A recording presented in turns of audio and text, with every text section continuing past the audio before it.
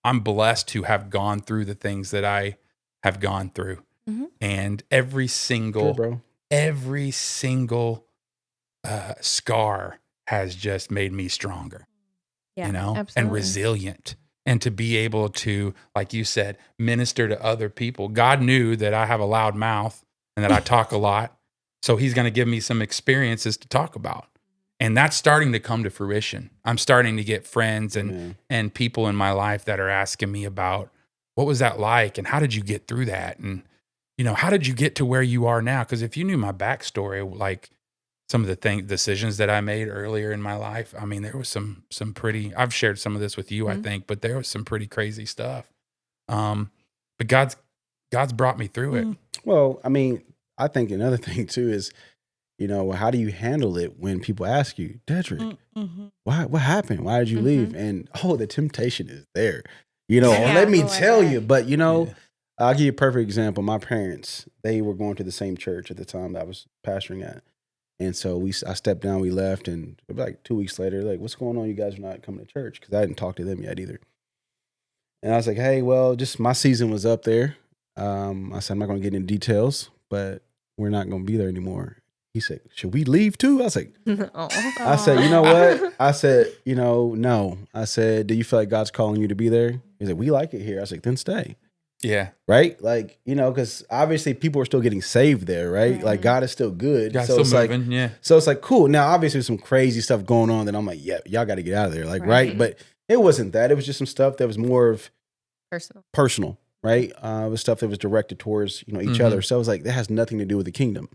And so to be honest with you, I think that's the way we have to approach things, because I've been through so many things in life. But so I think we talked about this is, I've went to, 3 different elementaries, 4 different middle schools, and 3 different high schools in my life. That sounds like me. And I've moved 32 times in my life. 32? 32 times. Sounds like me. And so when I think about it, man, it's like, dang, he's already prepped me for stuff like this. Yeah. Because you know what? You got to keep it moving.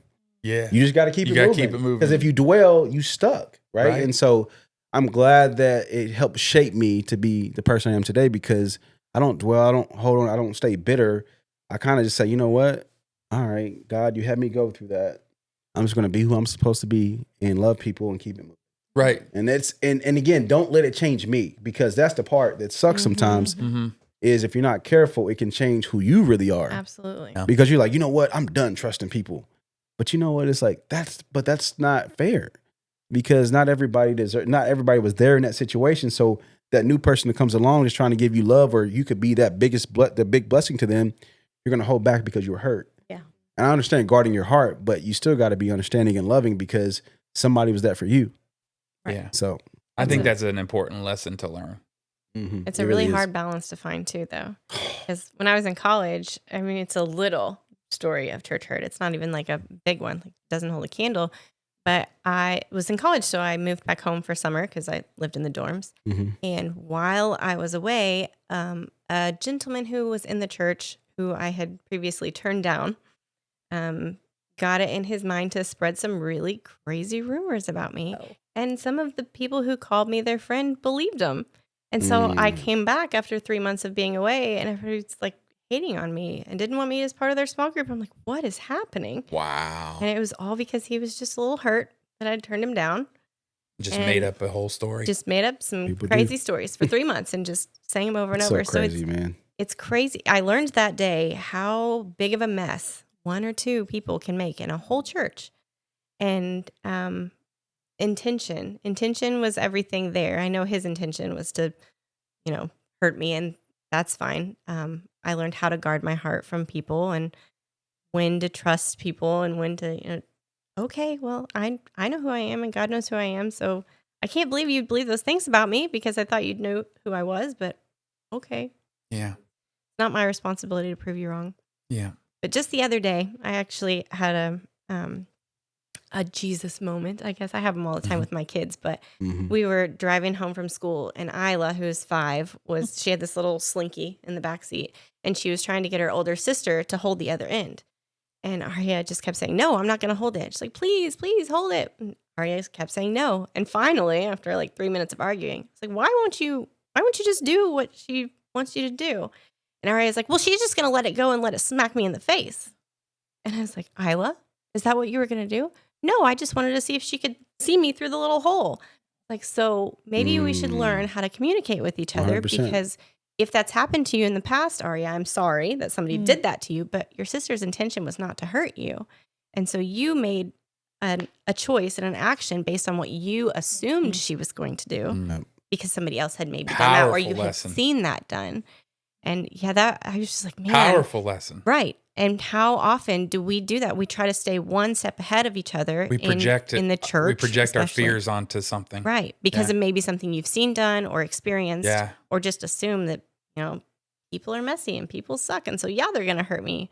Maybe you should give them a chance to prove you wrong. I got to be honest. That's good. I got to be honest. Like so much cynicism. I used to be super optimistic when I was younger, and as I've been through some of these things, cynicism has gotten the best of me. And I'm finally starting to be more optimistic, especially in my faith. Cynicism is a tough one. Because is it like wisdom or is it fear? Yeah, because there's a fine line there too. It really is. It could be a little both. It's the same thing, right? Yeah. Like, how do you navigate that?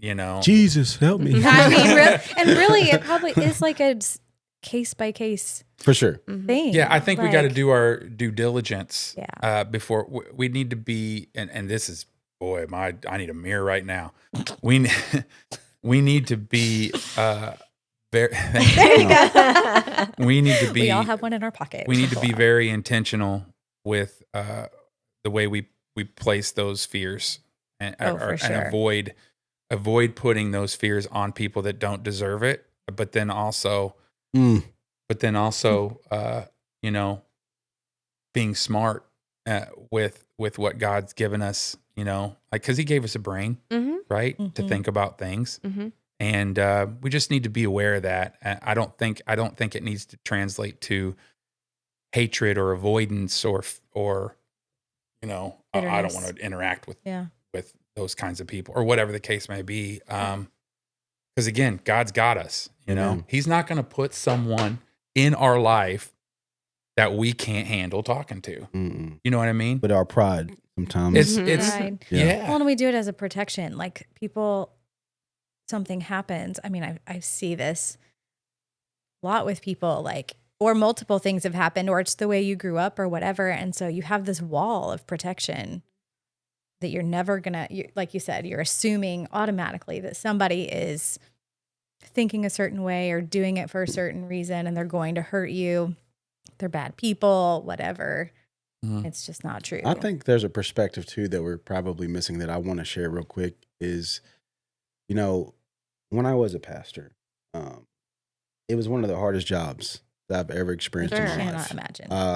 And I mean, gosh, so many tough decisions, so many moments, especially during COVID, right? That was terrible. Like everybody hates you and you're a pastor. No matter what I don't know who to please. I'm trying to. You can't make any decision. Correct. No. Yeah. And so looking back, it was so tough, man.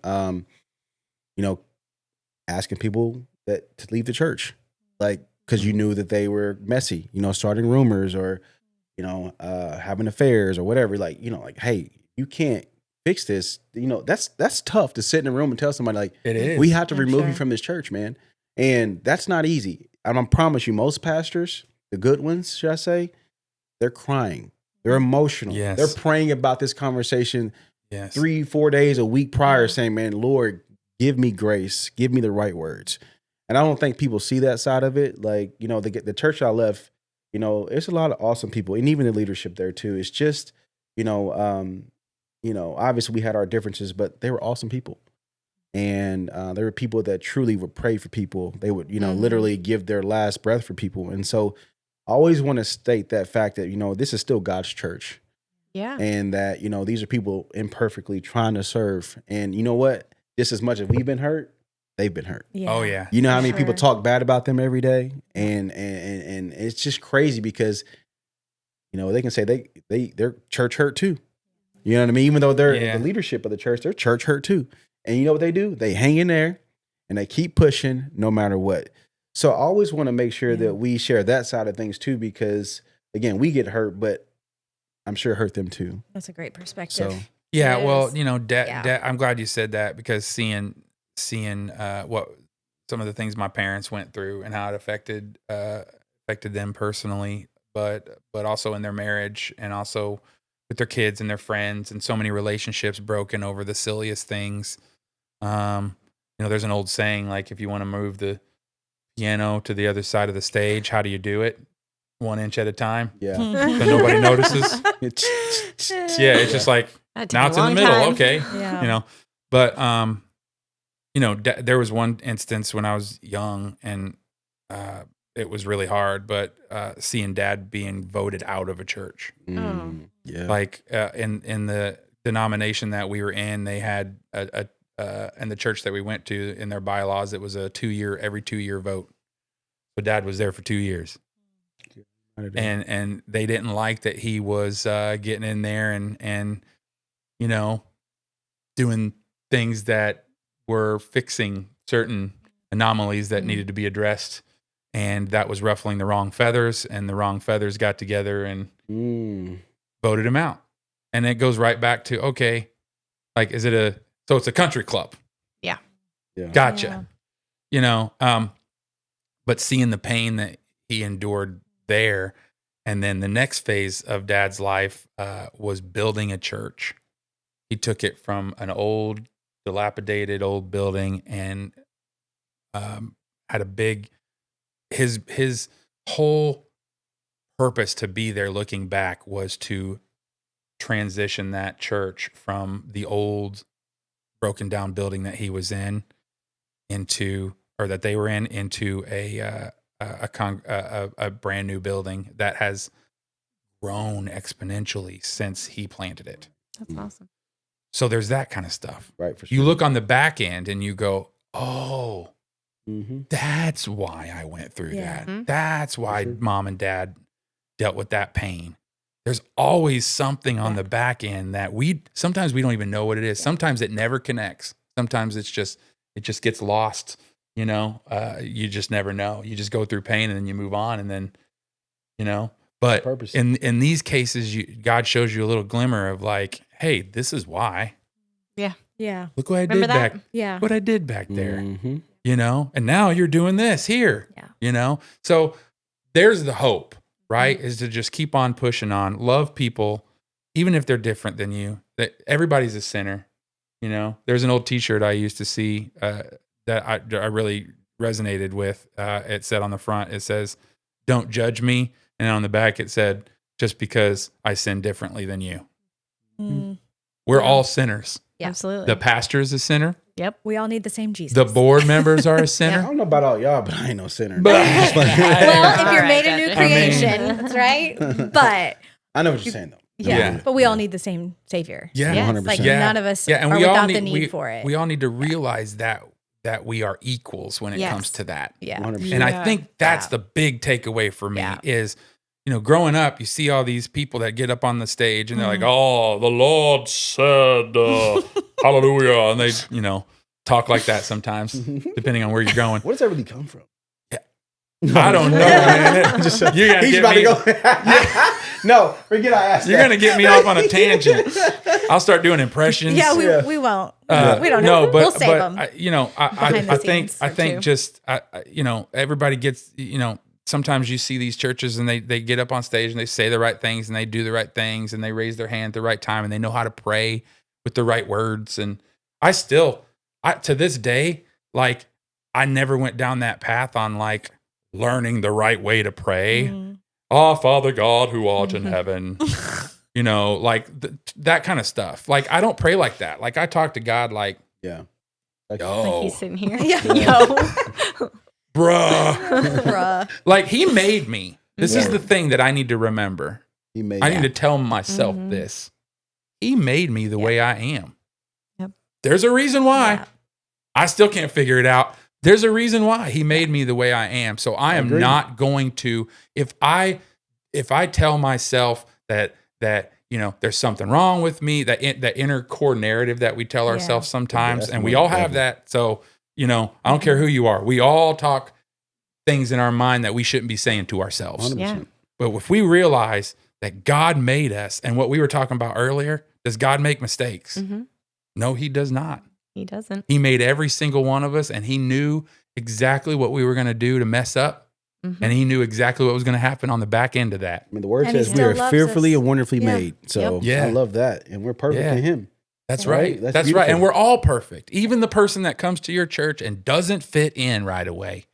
He doesn't fit the mold of what he's supposed to look like as a churchy person, or maybe he doesn't smell the way churchy people smell, or maybe I'm serious. Yeah. Like maybe he doesn't dress the way that churchy people are supposed to dress. Right. He's just the same as you. Yeah. Well, I can tell you but I can tell you right now, if I'm so thankful they didn't look at my church, the first church I went to, didn't look at me like that, because I was a hot mess, boy. Woo, Lord! I think that the day before I got baptized. All right. Yeah, it wasn't good. Are we going? I'm just saying it wasn't good, and so it's I'm just thankful that they showed me grace and loved me through that, right? Because I was not your typical Christian. I was trying to figure it out, and so they just loved me through it, and I'm thankful because I'm here today because of that. Yeah. So I get what you're saying. I do. Well, and the enemy wants us divided. And that's exactly right. And he doesn't try very hard. All he has to do is dip his toe in the water and we take care of the rest. Right. We do a lot of it. And so we're all going to have pain, whether it's through the church or other people. Does it push you to Jesus or does it pull you away? So we have to remember, I need to seek after the Father. No matter what happens, if something hurts me, I go to him and let him tell me who I am, tell me what to do, give me wisdom, and not align with what the enemy is going to say to try to dig in those little places, because he will. And that's what he wants. If he can destroy, like you said, he doesn't have to try very hard to destroy the unity that's supposed to be the body. If we would learn, and I'm talking again, Mir, if we would learn to embrace God's word instead of embracing the talking and chatter of other people, the rumors and all of that, I think that's that's the hardest thing for humans to do. Yeah, it is. Is so just hard. Tune all that out, and then hey, I'm telling you all the good things right there in that book. Yeah. If you just talk to me, I will give you peace. But you know why that doesn't happen, though, right? Because we don't take the time to spend that time with God. That's right.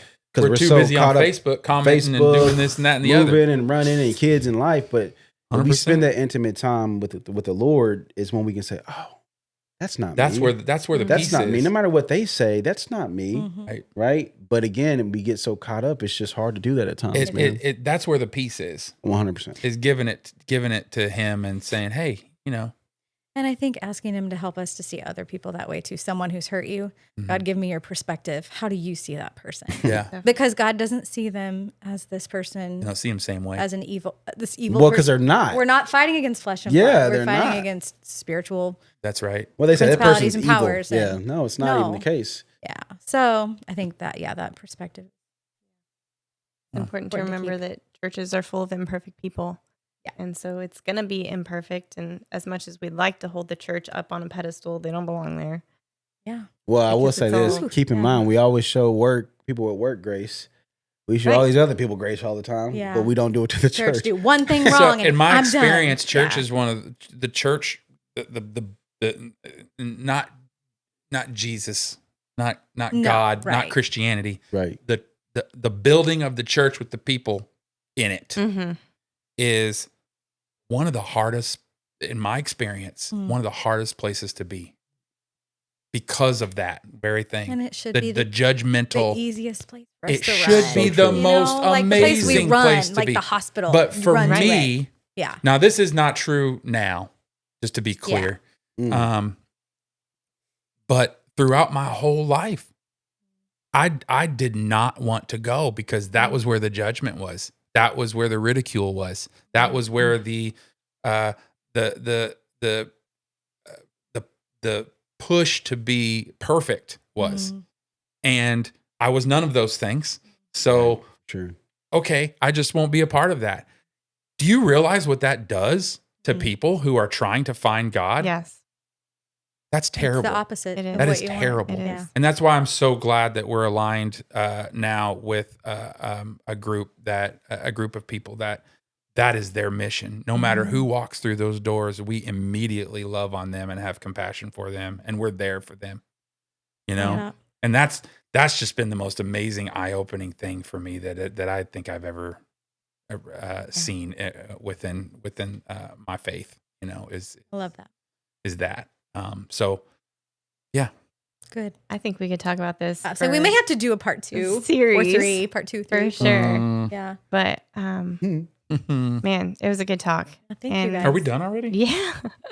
I only told one story. It's all right. We can come back We for really round 2 and could. 3. And I keep thinking I'm I'd down. love to have a conversation about like religion versus relationship with God. Like, Yeah, for sure. this is reminding me a lot of that too. So yeah, maybe It was good stuff. lots of stuff to talk Yeah, about. thanks for having us on, and Thank you guys.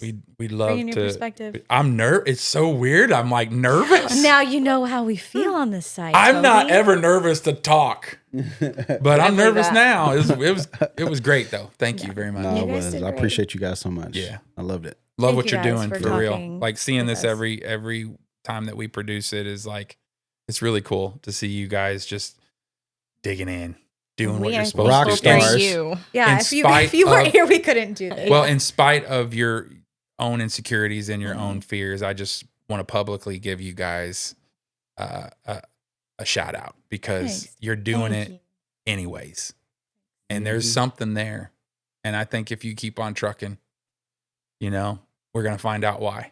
So Amen to good that. on you, for real. Thanks. I'm proud of both of you. Thanks. Jeez. We'll let God do what he I'll wants wrap with that it. up. I know, right? We stop might there. just have to cut that Right. out. No. I'm teasing. No. No, but we're thankful for you. And we're thankful for all you Yeah. guys watching and who tune in every week.